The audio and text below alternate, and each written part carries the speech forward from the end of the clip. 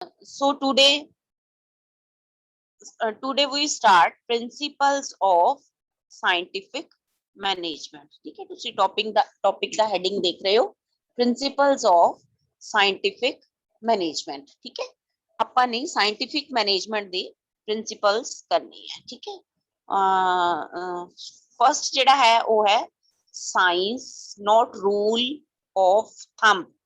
ठीक है, ਕਹਿੰਦੇ ਕਿ ਸਾਇੰਸ ਜਿਹੜੀ ਵਰਤਨੀ ਹੈ ਆਪਾਂ ਨੇ, ਜਿਹੜੇ ਵੀ ਅਸੀਂ ਟਾਸਕਸ ਕਰਨੇ ਹੈਗੇ ਆ ਆਰਗੇਨਾਈਜੇਸ਼ਨ ਦੇ ਵਿੱਚ, ਉਸ ਚ ਅਸੀਂ ਸਾਇੰਸ ਯੂਜ਼ ਕਰਨੀ ਹੈ, ਨਾ ਕਿ ਅੰਗੂਠਾ ਛਾਪ ਬਣਨਾ।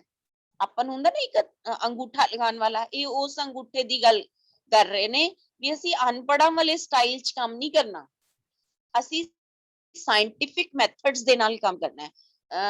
ਅੰਗੂਠਾ ਛਾਪ ਦਾ ਕੀ ਹੁੰਦਾ ਵੀ ਉਹ ਵਿਚਾਰਾ ਕਰ ਕਰਕੇ ਦੇਖਦਾ ਰਹਿੰਦਾ, ਜਿਹੜਾ ਉਹਨੂੰ ਠੀਕ ਲੱਗਦਾ ਉਹ ਕਰ ਲੈਂਦਾ। ਠੀਕ ਹੈ, ਜਾਂ ਕੋਈ ਵੀ ਜੋ ਵੀ ਉਹਨੂੰ ਤਜਰਬਾ ਕਿਸੇ ਟਾਈਮ ਹੋਇਆ ਹੁੰਦਾ, ਜਿਹਨੂੰ ਬਹੁਤੀ ਵਾਰੀ ਇਹਨੂੰ ਇਹੀ ਕਿਹਾ ਜਾਂਦਾ ਹਿੱਟ ਐਂਡ ਟ੍ਰਾਇਲ ਮੈਥਡ, ਹੈ ਨਾ, ਕਿ ਕਰਕੇ ਦੇਖ ਲਓ, ਜਿਹੜਾ ਠੀਕ ਆ ਗਿਆ ਬਸ ਉਸ ਨਾਲ ਆਪਾਂ ਕਰ ਲਾਂਗੇ। ਠੀਕ ਹੈ, ਕਹਿੰਦੇ this is very very wrong method, this is wastage of time, wastage of material. So we should use science in all tasks. ठीक है, कि scientific ways ਜਿਹੜੇ ਆ ਅਸੀਂ ਉਹ ਅਪਣਾਣੇ ਹੈ। ਇਹ ਕਹਿੰਦਾ ਹੈ, ਜਿਹੜਾ ਟੇਲਰ ਹੈ ਉਹ ਇਹ ਕਹਿੰਦਾ ਹੈ ਕਿ ਵੀ ਕੋਈ ਵੀ ਕੰਮ ਕਰਨਾ ਹੈਗਾ, ਪਹਿਲਾਂ ਉਹਦੇ ਜਿਹੜੇ ਹੈ ਬੈਸਟ ਮੈਥਡ ਜਿਹੜਾ ਹੈ ਉਹ ਡਿਵੈਲਪ ਕਰ ਲਿਆ ਜਾਏ। ਠੀਕ ਹੈ, ਤੇ ਦੇਖ ਲਿਆ ਜਾਏ ਕਿ ਇਹੀ ਬੈਸਟ ਹੈ। ਠੀਕ ਹੈ, ਉਹਦਾ ਟਾਈਮ ਨੋਟ ਕਰ ਲੈਣਾ ਕਿ ਕਿੰਨਾ ਟਾਈਮ ਲੱਗੇਗਾ, ਟਾਰਗੇਟ ਵੀ ਫਿਰ ਉਸੇ ਹਿਸਾਬ ਦੇ ਨਾਲ ਫਿਕਸ ਕਰਨੇ ਆ। ਸੋ ਉਹ ਇਹ ਕਹਿੰਦਾ ਹੈ ਕਿ ਵੀ ਸਿਰਫ ਵਨ ਬੈਸਟ ਮੈਥਡ ਜਿਹੜਾ ਹੈ ਉਹ ਹੀ ਵਰਕਰਸ ਨੂੰ ਕਰਨ ਲਈ ਕਿਹਾ ਜਾਏ, ਦੈਟ ਸ਼ੁੱਡ ਬੀ ਸਾਇੰਟਿਫਿਕ। ਠੀਕ ਹੈ, ਵੀ ਉਹਦੇ ਤੇ ਪੂਰੀ ਸਟੱਡੀ ਹੋਈ ਹੋਵੇ, ਪੂਰਾ ਐਕਸਪੀਰੀਅੰਸ ਕੀਤਾ ਹੋਇਆ ਹੋਵੇ, ਫਿਰ ਜਿਹੜਾ ਹੈ ਵਰਕਰਸ ਤੋਂ ਉਸ ਢੰਗ ਦੇ ਨਾਲ ਕੰਮ ਕਰਵਾਇਆ ਜਾਏ। ਤੇ ਮਤਲਬ ਰੂਲ ਆਫ ਥੰਬ ਨਹੀਂ ਵਰਤਣਾ ਹੈਗਾ, ਰੂਲ ਆਫ ਥੰਬ ਨਹੀਂ ਵਰਤਣਾ। ਰੂਲ ਆਫ ਥੰਬ ਦਾ ਮਤਲਬ ਮੈਂ ਤੁਹਾਨੂੰ ਇੱਥੇ ਦੱਸ ਦਿੱਤਾ ਕਿ ਜਿਵੇਂ ਜਿਹਨੂੰ ਕੁਝ ਨਹੀਂ ਪਤਾ ਹੁੰਦਾ, ਅਨਪੜ੍ਹ ਹੁੰਦਾ, ਜਾਂ ਫਿਰ ਉਹਨੂੰ ਕੁਝ ਕੰਮ ਕਰਨਾ ਆਂਦਾ ਨਹੀਂ ਹੈ, ਜਿਵੇਂ ਹੋਇਆ ਉਵੇਂ ਕਰ ਲਿਆ, ਹਿੱਟ ਐਂਡ ਟ੍ਰਾਇਲ ਮੈਥਡ, ਇਹ ਸਾਰੇ ਕਹਿੰਦੇ ਛੱਡ ਦੋ। Only one best method that should be scientific, ਉਹੀ ਯੂਜ਼ ਕਰਨਾ ਹੈਗਾ। ਉਹ ਇੱਕ ਐਗਜ਼ਾਮਪਲ ਵੀ ਦੇ ਰਿਹਾ ਇੱਥੇ, ਕਹਿੰਦੇ ਵੀ ਜੇ ਤੁਸੀਂ ਕੋਈ ਕੰਮ ਕਰਨਾ ਹੈਗਾ, ਉਹਦੇ ਲਈ ਤੁਸੀਂ ਟਾਈਮ ਫਿਕਸ ਕਰਨਾ ਚਾਹੁੰਦੇ ਹੋ ਕਿ ਕੋਈ ਕੰਮ ਜਿਹੜਾ ਹੈਗਾ ਉਹ ਕਿੰਨੇ ਸਮੇਂ ਤੱਕ ਹੋ ਜਾਏਗਾ, ਕਹਿੰਦੇ it should be based on time study basis and not on the basis of past experience. ਉਹ ਇਹ ਕਹਿੰਦਾ ਕਿ ਤੁਸੀਂ ਆਪਣੇ ਪੁਰਾਣੇ ਐਕਸਪੀਰੀਅੰਸ ਦੇ ਨਾਲ ਨਾ ਸੋਚੋ ਕਿ ਵੀ ਉਸ ਤਰ੍ਹਾਂ ਵੀ ਇੰਨਾ ਕੁ ਟਾਈਮ ਲੱਗ ਜੂਗਾ, ਜਾਂ 2 ਘੰਟੇ ਲੱਗ ਜਾਣਗੇ, ਜਾਂ 4 ਕੁ ਘੰਟੇ ਲੱਗ ਜਾਣਗੇ, ਹੋ ਸਕਦਾ ਉਹਨੂੰ 4.5 ਵੀ ਲੱਗ ਜਾਣ, ਤੇ ਹੋ ਸਕਦਾ ਉਹ 3 ਘੰਟਿਆਂ 'ਚ ਨਿਬੜ ਜੇ। ਕਹਿੰਦੇ ਇਸ ਤਰ੍ਹਾਂ ਨਹੀਂ ਕਰਨਾ, ਤੁਸੀਂ ਪਹਿਲਾਂ ਉਹਦੀ ਉਸ ਟਾਸਕ ਦੀ ਪੂਰੀ ਟਾਈਮ ਸਟੱਡੀ ਕਰਨੀ ਹੈ, ਕਿ ਹਰ ਵਾਰੀ ਜਿਵੇਂ ਆਪਾਂ 5-7 ਵਾਰੀ ਜਿਹੜਾ ਹੈ ਇੱਕ ਤਰ੍ਹਾਂ ਨਾਲ ਕਰਕੇ ਦੇਖ ਲਈਏ ਪਹਿਲਾਂ ਵੀ ਉਹਦੇ ਤੇ ਕਿੰਨਾ ਟਾਈਮ ਲੱਗਦਾ ਹੈਗਾ, ਅਸੀਂ ਨੋਟ ਕਰੀਏ ਬਾਰ-ਬਾਰ, ਤਾਂ ਫਿਰ ਇੱਕ ਐਵਰੇਜ ਜਿਹਾ ਟਾਈਮ ਸਾਡੇ ਕੋਲ ਨਿਕਲ ਆਉਂਦਾ ਹੈ। ਠੀਕ ਹੈ, ਜਿਵੇਂ ਕਦੀ ਤਾਂ 3 ਘੰਟੇ 5 ਮਿੰਟ ਲੱਗੇ, ਕਦੀ 2 ਘੰਟੇ 55 ਮਿੰਟ ਲੱਗੇ, ਕਦੀ ਪੂਰੇ 3 ਘੰਟੇ ਲੱਗੇ, ਤਾਂ ਫਿਰ ਅਸੀਂ ਐਵਰੇਜ ਕਰ ਲਾਂਗੇ ਕਿ ਇਸ ਕੰਮ ਨੂੰ 3 ਘੰਟੇ ਲੱਗਣੇ ਆ, ਜਦੋਂ ਅਸੀਂ ਪਹਿਲਾਂ ਹੀ ਉਸ ਨੂੰ ਜਿਹੜਾ ਹੈ ਕਰਕੇ ਦੇਖ ਲਿਆ। ਫਿਰ ਜਿਹੜਾ ਵਰਕਰਸ ਦੇ ਸਾਹਮਣੇ ਉਸ ਨੂੰ ਟਾਈਮ ਰੱਖਿਆ ਕਿ ਤੁਹਾਨੂੰ ਇੰਨੇ ਟਾਈਮ ਦੇ ਵਿੱਚ, ਉਹਨਾਂ ਨੂੰ ਸਫੀਸ਼ੀਐਂਟ ਟਾਈਮ ਵੀ ਦੇਣਾ ਹੁੰਦਾ ਵਰਕਰਸ ਨੂੰ। ਠੀਕ ਹੈ, ਤਾਂ ਉਹ ਉਹਨਾਂ ਨੂੰ ਉਹਦੇ ਟਾਈਮ ਸਟੱਡੀ ਪਹਿਲਾਂ ਕਰ ਲਈ ਜਾਏ ਹਰੇਕ ਟਾਸਕ ਦੀ, ਫਿਰ ਉਹਨਾਂ ਨੂੰ ਟਾਈਮ ਦਾ ਜਿਹੜਾ ਹੈਗਾ ਟਾਰਗੇਟ ਦਿੱਤਾ ਜਾਏ। ਸੋ first principal of FW tailor is science note rule of thumb. ਠੀਕ ਹੈ, ਆਪਾਂ ਨੇ ਕੀ ਯੂਜ਼ ਕਰਨਾ ਹੈ, ਸਾਇੰਸ ਯੂਜ਼ ਕਰਨੀ ਹੈ, ਰੂਲ ਆਫ ਥੰਬ ਨਹੀਂ ਯੂਜ਼ ਕਰਨਾ। ਹਾਂਜੀ, ਸੈਕਿੰਡ ਜਿਹੜਾ ਪੁਆਇੰਟ ਹੈ ਇਹਦਾ principals the, that is harmony not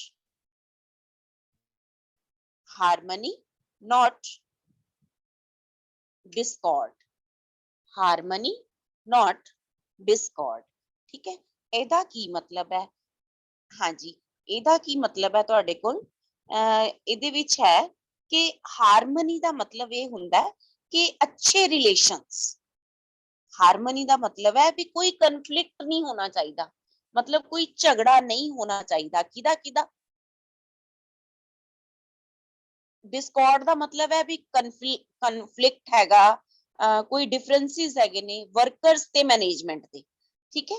workers ते मैनेजमेंट ਜਿਹੜੇ ਹੁੰਦੇ ਨੇ ਨਾ ਬੇਟੇ, ਉਹ ਦੋਨਾਂ ਦੇ ਵਿੱਚ ਅੱਛੀ ਅੰਡਰਸਟੈਂਡਿੰਗ ਹੋਣੀ ਚਾਹੀਦੀ ਹੈ। ਉਹਨਾਂ ਦੀ ਅੱਛੀ ਅੰਡਰਸਟੈਂਡਿੰਗ ਦੇ ਨਾਲ ਕੀ ਹੋਏਗਾ ਕਿ ਜਿਹੜੀ ਇੰਸਟੀਟਿਊਸ਼ਨ ਹੈ, ਕੋਈ ਵੀ ਜਿਹੜੀ ਬਿਜ਼ਨਸ ਆਰਗੇਨਾਈਜੇਸ਼ਨ ਹੈਗੀ ਹੈ, ਉਹ ਬਹੁਤ ਸਮੂਥਲੀ ਚੱਲਦੀ ਹੈ ਔਰ ਵਧੀਆ ਚੱਲਦੀ ਹੈ। ਟਾਰਗੇਟ ਜਿਹੜਾ ਅਚੀਵ ਕਰਨਾ ਈਜ਼ੀ ਹੁੰਦਾ ਹੈ, ਠੀਕ ਹੈ।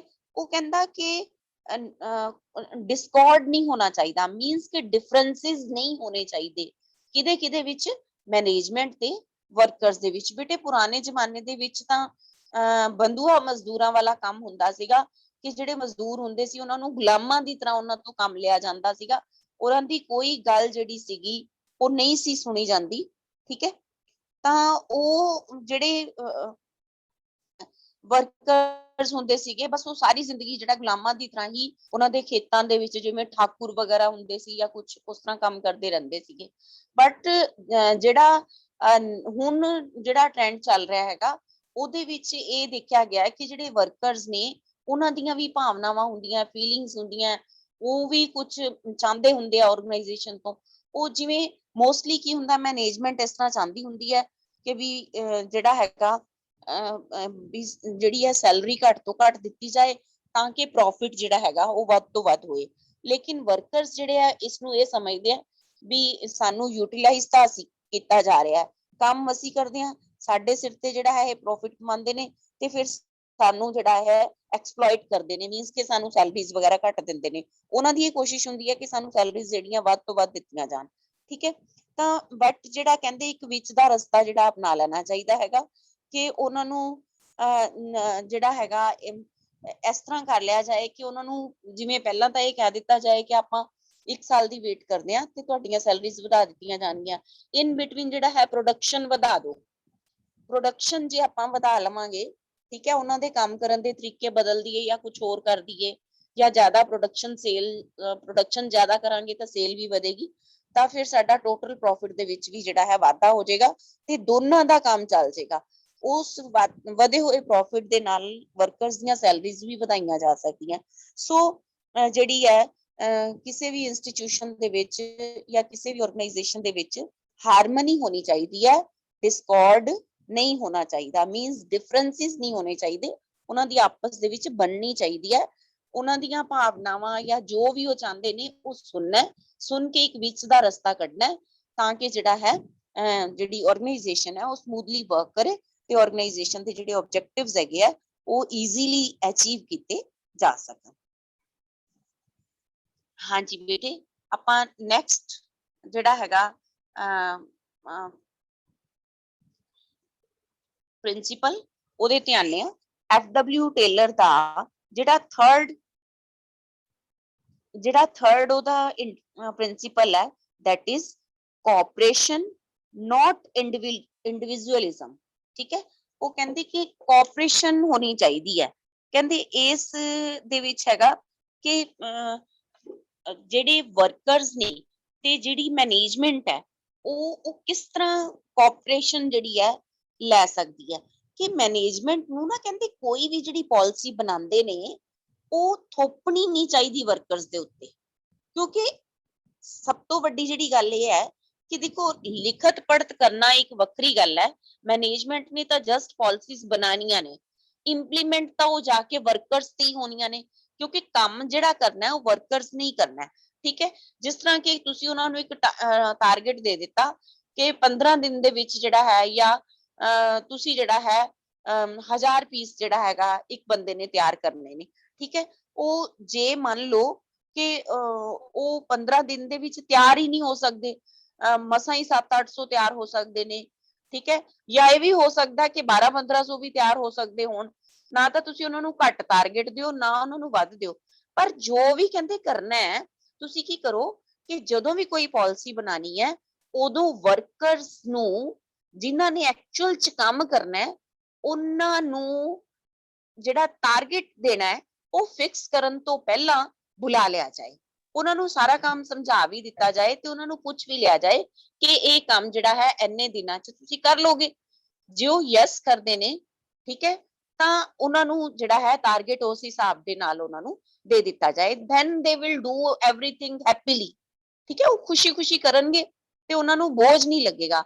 ਜੇ ਜ਼ਬਰਦਸਤੀ ਆਪਾਂ ਕਿਸੇ ਤੋਂ ਵੀ ਕੋਈ ਕੰਮ ਕਰਵਾਵਾਂਗੇ ਤਾਂ ਉਹ ਵਧੀਆ ਕੰਮ ਵੀ ਨਹੀਂ ਕਰੇਗਾ, ਤੇ ਕਹਿੰਦੇ ਹੁੰਦੇ ਆ ਨਾ ਆਪਣੇ ਵੀ ਬੱਧਾ ਚੱਟੀ ਜੋ ਕਰੇ ਵੀ ਉਹਦਾ ਕੋਈ ਫਾਇਦਾ ਨਹੀਂ ਹੁੰਦਾ। ਜਿਹੜਾ ਮਨ ਨਾਲ ਕੀਤਾ ਹੋਇਆ ਕੰਮ ਹੁੰਦਾ ਹੈ ਉਹ ਹਮੇਸ਼ਾ ਵਧੀਆ ਹੀ ਹੁੰਦਾ ਹੈ, ਆਰਗੇਨਾਈਜੇਸ਼ਨ ਨੂੰ ਫਾਇਦਾ ਹੀ ਦੇਗਾ। ਸੋ ਕਹਿੰਦੇ ਵੀ ਇਹ ਨਹੀਂ ਹੈ ਵੀ ਇੰਡੀਵਿਜੂਅਲੀ ਜਿਹੜੀ ਮੈਨੇਜਮੈਂਟ ਹੈਗੀ ਹੈ ਉਹ ਇੰਡੀਵਿਜੂਅਲੀ ਆਪ ਹੀ ਸਾਰੇ ਫੈਸਲੇ ਲਈ ਜਾਏ, ਨਹੀਂ ਕਹਿੰਦੇ ਉਹ ਕੋਆਪਰੇਸ਼ਨ ਦੇ ਨਾਲ ਲਏ। ਤੁਸੀਂ ਜਿਹੜੇ ਵਰਕਰਸ ਨੇ ਉਹਨਾਂ ਨੂੰ ਜੇ ਸਾਰਿਆਂ ਨੂੰ ਨਹੀਂ ਬੁਲਾ ਸਕਦੇ, ਉਹਨਾਂ ਦੇ ਰਿਪਰੈਜ਼ੈਂਟੇਟਿਵਸ ਨੂੰ ਬੁਲਾ ਲਓ, ਉਹਨਾਂ ਨੂੰ ਕੰਸਲਟ ਕਰੋ, ਉਹਨਾਂ ਦੇ ਵਿਊ ਪੁਆਇੰਟਸ ਲਓ, ਫਿਰ ਉਹਦੇ ਹਿਸਾਬ ਦੇ ਨਾਲ ਜਿਹੜਾ ਹੈ ਉਹਨਾਂ ਨੂੰ ਜਿਹੜਾ ਹੈ ਟਾਰਗੇਟ ਦਿੱਤਾ ਜਾਏ। ਕਹਿੰਦੇ ਫਿਰ ਜਿਹੜੇ ਵਰਕਰਸ ਨੇ ਬੜਾ ਓਨੈਸਟਲੀ ਕੰਮ ਕਰਨਗੇ, ਬੜੀ ਇਮਾਨਦਾਰੀ ਨਾਲ ਕੰਮ ਕਰਨਗੇ ਔਰ ਵਧੀਆ ਕੰਮ ਕਰਨਗੇ। ਸੋ ਦਿਸ ਵਾਸ ਦਾ ਪ੍ਰਿੰਸੀਪਲ ਆਫ ਕੋਆਪਰੇਸ਼ਨ, ਨॉट ਇੰਡੀਵਿਜੂਅਲਿਜ਼ਮ। मतलब ਕੱਲੇ ਮੈਨੇਜਮੈਂਟ ਨੇ ਕੁਝ ਨਹੀਂ ਕਰਨਾ, ਜੋ ਵੀ ਕਰਨਾ ਹੈ ਵਰਕਰਸ ਦੀ ਸਹਿਮਤੀ ਦੇ ਨਾਲ ਕਰਨਾ ਹੈ, ਉਹਨਾਂ ਦੀ ਅਪਰੂਵਲ ਲੈਣੀ ਹੈ, ਉਹਨਾਂ ਨੂੰ ਪੁੱਛਣਾ ਹੈ। ਹਾਂਜੀ, ਨੈਕਸਟ ਜਿਹੜਾ ਤੁਹਾਡਾ ਹੈ ਪ੍ਰਿੰਸੀਪਲ, ਉਹ ਹੈ development of workers. Development of workers, ਕਿ ਜਿਹੜੇ ਵਰਕਰਸ ਨੇ ਉਹਨਾਂ ਦੀ ਡਿਵੈਲਪਮੈਂਟ ਵੀ ਕਰਨੀ ਹੈ। ਡਿਵੈਲਪਮੈਂਟ ਦਾ ਕੀ ਮਤਲਬ ਹੈ?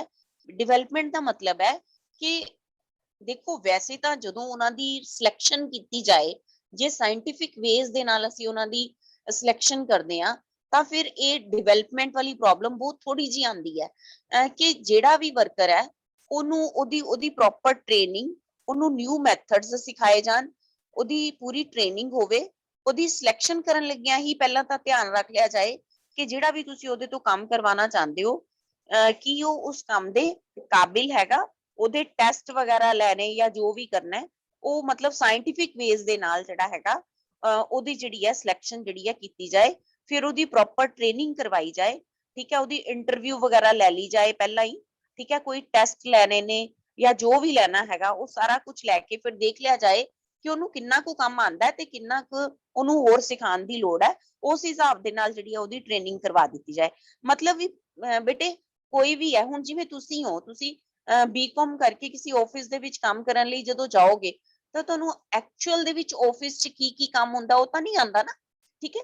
ਸੋ ਪਹਿਲਾਂ ਤੁਹਾਡਾ ਦੇਖ ਲਿਆ ਜਾਏ ਕਿ ਤੁਹਾਨੂੰ ਕੀ ਕੀ ਪਤਾ ਹੈਗਾ, ਠੀਕ ਹੈ, ਤੇ ਫਿਰ ਉਸ ਹਿਸਾਬ ਦੇ ਨਾਲ ਪਹਿਲਾਂ ਜਿਹੜਾ ਹੈ ਤੁਹਾਨੂੰ ਟ੍ਰੇਨਿੰਗ ਜੇ ਦਵਾ ਦਿੱਤੀ ਜਾਏ ਤਾਂ ਜਦੋਂ ਤੁਸੀਂ ਆਪਣੀ ਸੀਟ ਤੇ ਬੈਠ ਕੇ ਕੰਮ ਕਰੋਗੇ ਤਾਂ ਤੁਸੀਂ ਈਜ਼ੀਲੀ ਜਿਹੜਾ ਹੈ ਕੰਮ ਕਰ ਲੋਗੇ।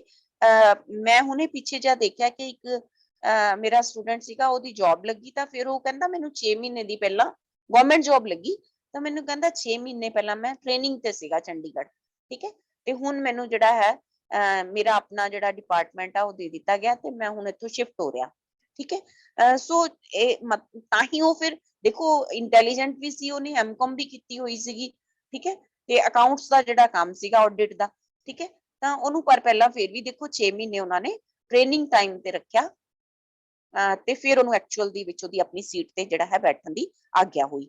ਸੋ ਇਹਦੇ ਨਾਲ ਕੀ ਹੋਇਆ ਕਿ ਜਿਹੜਾ ਕੰਮ ਉਹਨੇ ਕਰਨਾ ਸੀਗਾ ਉਹ ਉਹਦੇ ਸੰਬੰਧ ਦੇ ਵਿੱਚ ਜਿਹੜਾ ਹੈਗਾ ਉਹਦੀ ਪੂਰੀ ਟ੍ਰੇਨਿੰਗ ਹੋ ਗਈ, ਉਹ ਐਕਸਪਰਟ ਹੋ ਗਿਆ, ਠੀਕ ਹੈ।